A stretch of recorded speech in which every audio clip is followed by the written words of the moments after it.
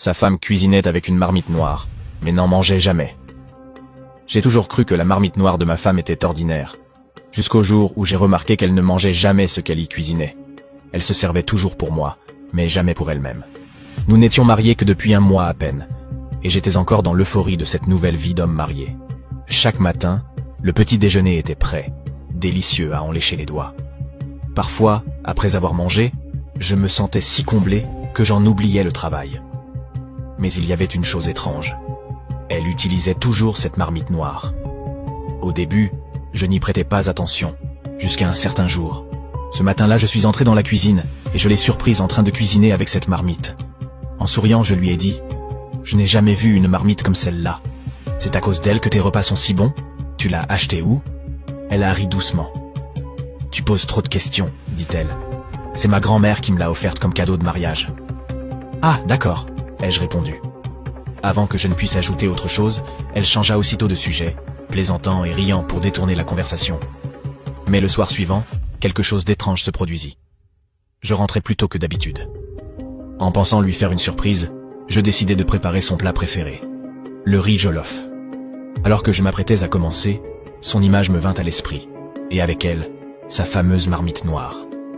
Une idée me traversa. Et si je l'utilisais moi aussi? Je fouillai un peu partout jusqu'à la retrouver, soigneusement rangée à l'abri des regards. Tout heureux, je cuisinais avec, dressai les assiettes, et attendis fièrement son retour. Lorsqu'elle entra, l'odeur du riz emplit la maison. « Chérie, qu'est-ce que tu mijotes ?» demanda-t-elle avec un sourire. « Viens à table, » répondis-je fièrement. « J'ai fait ton plat préféré. » Ses yeux s'illuminèrent. « Waouh, j'ai hâte de goûter. » Elle s'assit, prit sa cuillère et sourit. Tout excité, je lâchai. « J'ai même utilisé ta marmite noire, tu sais. » Son sourire s'effaça immédiatement. La cuillère glissa de sa main et tomba sur le sol. Je restai figé. « Chérie, qu'est-ce qui ne va pas ?» Elle ne répondit pas. Elle se leva lentement en silence et sortit de la maison. Il devait forcément y avoir quelque chose de spécial dans cette marmite noire. Quelque chose que ma femme me cachait. Mais cette fois, j'étais bien décidé à découvrir la vérité. Je la suivis dehors. Elle se tenait immobile, les yeux fixés sur le ciel du soir, comme perdue dans ses pensées. « Je ne comprends pas ce qui se passe, » dis-je calmement. « Pourquoi n'as-tu pas mangé le riz jollof préparé avec ta marmite noire ?» Elle resta silencieuse. « J'ai besoin d'explications, » insistai-je. Sans me regarder, elle murmura « Ce n'est rien, je n'ai juste pas faim. »« Pas faim ?» répétai-je, surpris. Elle finit par se tourner lentement vers moi. « Chérie, tu exagères. Je ne sais pas pourquoi, mais j'ai perdu l'appétit. »« Perdu l'appétit ? Tu étais toute joyeuse il y a 5 minutes, et dès que je t'ai dit que j'avais utilisé ta marmite noire, tout change. Il y a quelque chose que tu ne veux pas me dire. » Elle soupira, visiblement agacée. « Très bien. J'en mangerai un peu plus tard, d'accord? Tu seras content ?» J'hésitai, puis j'acquiesçai. Elle me prit dans ses bras, et un instant, je décidai de laisser tomber. Plus tard dans la soirée, je m'assoupis sur le canapé. À mon réveil, la table du dîner était vide. Je souris. Enfin, elle a mangé.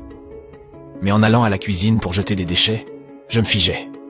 Le riz jollof se trouvait dans la poubelle, intact. Elle avait tout jeté. Une colère monta en moi. Je l'appelai. « Qu'est-ce que ça veut dire? À partir d'aujourd'hui, tu n'utiliseras plus cette maudite marmite. »« C'est un cadeau de ma grand-mère, je te l'ai déjà dit !» répondit-elle, presque suppliant. « Je m'en fiche !» Je saisis la marmite, sortis en trombe, et la lançai violemment contre le sol avant de la jeter loin derrière la clôture. « Chérie !» cria-t-elle. Mais je ne l'écoutais pas. Je m'attendais à ce qu'elle pleure, hurle, proteste. Mais non. Elle sourit. Un sourire froid, silencieux, presque inquiétant. Cette nuit-là, alors que je faisais semblant de dormir, je l'entendis quitter le lit discrètement. Elle était dans la cuisine, parlant au téléphone à voix basse. Je ne parvins pas à comprendre avec qui. Le lendemain matin, elle me servit le petit déjeuner avec un large sourire, comme si rien ne s'était passé. Puis elle dit doucement « Chérie, ma grand-mère vient en ville pour un événement. Elle passera nous voir. » Je hochai la tête, pensant que ce serait une simple visite de famille. J'ignorais alors que ce serait le début de quelque chose de bien plus sombre. Le soir venu, on frappa à la porte. Ma femme se précipita, joyeuse. C'était sa grand-mère. Je me levai pour la saluer.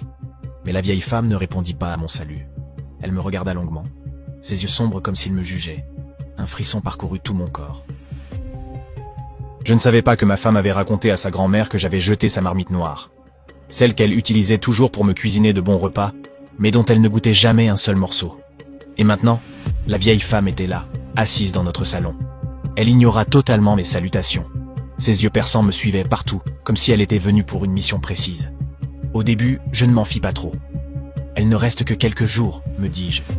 Qu'est-ce qui pourrait bien arriver? Ce soir-là, pendant que je regardais les infos dans le salon, ma femme était assise près de sa grand-mère.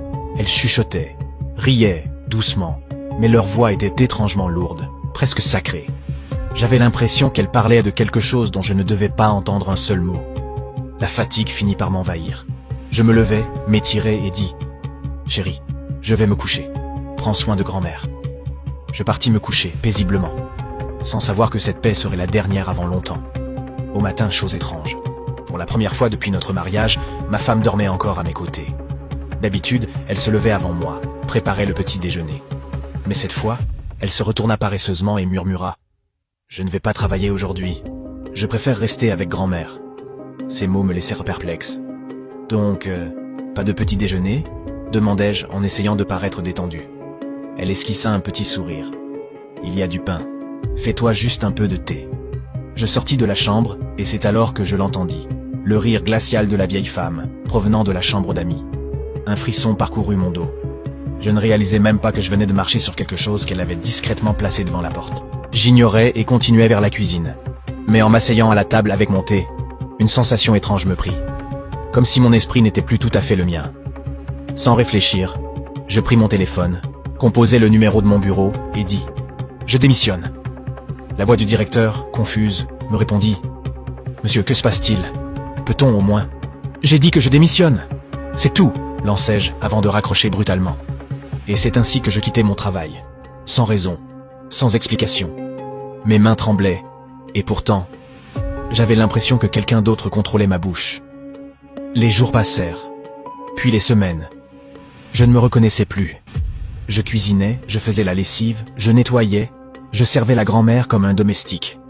Elle, assise dans le salon, me donnait des ordres sans un mot, juste avec ses yeux. Un soir, ma femme craqua enfin. « Grand-mère, je croyais que tout cela servait à ce qu'il m'aime plus et qu'il arrête de me tromper. Vous m'avez d'abord donné la marmite noire, puis cette chose que vous avez placée à la porte de la chambre. Mais maintenant, il n'est plus lui-même. Il ne parle presque plus. Parfois il pleure. Et je n'aime pas le voir rester à la maison toute la journée. Combien de temps cela va encore durer? Je ne reconnais plus mon mari. Je ne profite plus de mon mariage. » La vieille femme la regarda longuement, calmement. « Mon enfant, dit-elle d'une voix lente, je ne suis pas venue pour sauver ton mariage. Je suis venue pour me venger. C'est pour cela que je t'ai donné la marmite noire. »« Quoi ?» s'écria ma femme, les mains tremblantes. La grand-mère se pencha en arrière, son regard devenant glacial. Sa voix se fit grave, presque surnaturelle. « Écoute-moi bien. Je vais te dire ce qu'il m'a fait. » Ma femme se pencha, le regard plein d'inquiétude, impatiente de connaître la vraie raison pour laquelle sa grand-mère lui avait donné la marmite noire et lui avait interdit d'y goûter. Le regard de la vieille femme s'assombrit. « Notre famille a sombré dans la pauvreté à cause du père de ton mari, » dit-elle d'une voix glaciale. « C'est lui qui nous a mis dans cette situation. » Ma femme resta figée. « Grand-mère, comment ça ?» La vieille inspira profondément, la colère dans la voix. « Il y avait un terrain, riche en pétrole. Nous y travaillions chaque jour. Puis les autorités sont venues pour l'acheter. Mais le père de ton mari a prétendu qu'il lui appartenait. Grâce à son influence, il a gagné. Nous l'avons supplié, imploré de nous en laisser une petite part, mais il a refusé. Il a pris l'argent et nous a laissés sans rien. » Ma femme secoua la tête, la voix tremblante. « Mais grand-mère, mon mari n'a rien à voir avec tout ça. Il ne savait même pas. » Le visage de la vieille femme se durcit. « Non. Puisque je ne peux pas atteindre le père, c'est le fils qui paiera. Il sera pauvre, malheureux, pire que nous ne l'avons été. C'est pour cela que je t'ai donné la marmite noire. C'est pour cela que j'ai placé ce que tu sais devant votre porte. Et regarde, ça fonctionne. Lentement, mais sûrement. » Puis elle éclata d'un rire amer. Des larmes remplirent les yeux de ma femme. « Mais grand-mère, je l'aime. C'est mon mari. S'il te plaît, ne fais pas ça. Ne parle pas d'amour, » siffla la vieille femme. « Tu ne peux pas aimer l'homme que je hais. Tu dois quitter cette maison. Il y a des dizaines d'hommes meilleurs que lui dehors. »« Non, grand-mère. murmura ma femme en sanglotant. Si, répliqua-t-elle. Nous partons cette nuit. Le pire est encore à venir pour lui. Je ne te laisserai pas souffrir avec lui. Décide maintenant. Pars et vis en paix. Ou reste et souffre avec lui. Les lèvres de ma femme tremblaient. Les larmes coulaient sur son visage pendant qu'elle se dirigeait vers la fenêtre, secouée de sanglots. Pendant ce temps, dans la chambre, mon téléphone sonnait encore et encore. C'était mon père. Je refusais de répondre. Mais il finit par m'envoyer un message. « Fils, j'ai appris que tu as démissionné. Rappelle-moi. Dis-moi ce qui se passe. » Je fixais le message, le cœur serré. Quelque chose en moi voulait lui répondre calmement. Mais au lieu de cela, j'appelais et criais dans le téléphone. « Que ce soit la dernière fois que tu m'appelles. Laissez-moi tranquille, tous autant que vous êtes. » La voix de mon père se brisa à l'autre bout du fil. « Ce n'est pas mon fils. Quelque chose ne va pas. » Je raccrochais avant qu'il ne termine. Cette nuit-là, la grand-mère fit sa valise en silence. Elle attendait que ma femme rassemble ses affaires pour partir, me laissant derrière. Ma femme me regarda longuement, les larmes coulant sans retenue. Elle ne savait pas quoi faire. Rester avec moi ou partir avec sa grand-mère. Quant à moi, je restais assis sur le canapé, le regard vide. Mon esprit était ailleurs, perdu. Je ne comprenais plus rien à ce qui se passait autour de moi. Soudain, on frappa violemment à la porte. Les yeux de la vieille femme se plissèrent. Elle se tourna vers ma femme. « Tu attends quelqu'un ?»« Non, » répondit-elle d'une voix tremblante. Ma femme s'approcha lentement de la porte. Ses mains tremblaient tandis qu'elle saisissait la poignée. Elle tira doucement la porte et se figea. Quand ma femme ouvrit la porte, elle resta figée. Sur le seuil se tenait mon père, la marmite noire, celle que la grand-mère de ma femme lui avait donnée, avec pour consigne de ne jamais y goûter, avait déjà bouleversé ma vie.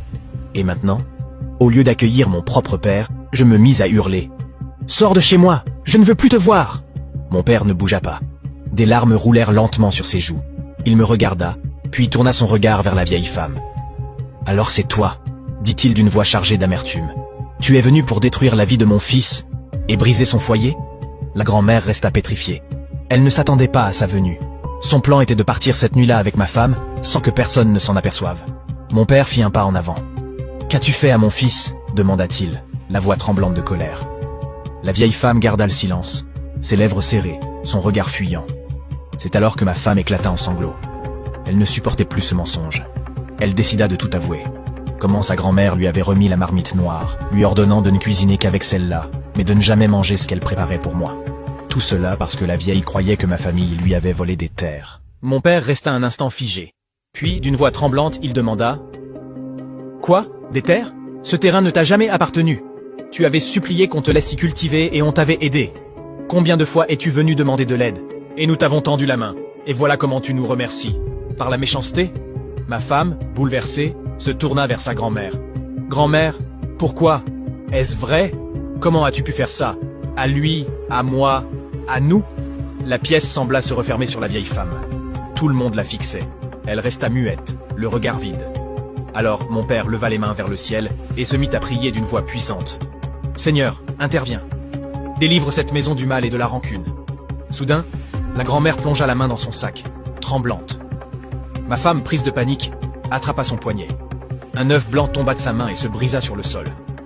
Aussitôt, mon esprit s'éclaircit. Tout devint clair dans ma tête. Je respirais profondément, comme si un poids invisible m'avait quitté. « Qu'est-ce qui se passe ?» demandai-je, confus. La vieille femme chancela, haletante, le visage couvert de sueur. « Pitié !» supplia-t-elle. « Le feu, c'est trop fort. Pardonnez-moi. » Mon père s'approcha lentement. « Les conséquences de tes actes, nous ne pouvons plus les changer, » dit-il d'une voix grave. « Mais que Dieu soit juge. Nous te pardonnons, mais tu ne peux pas rester ici.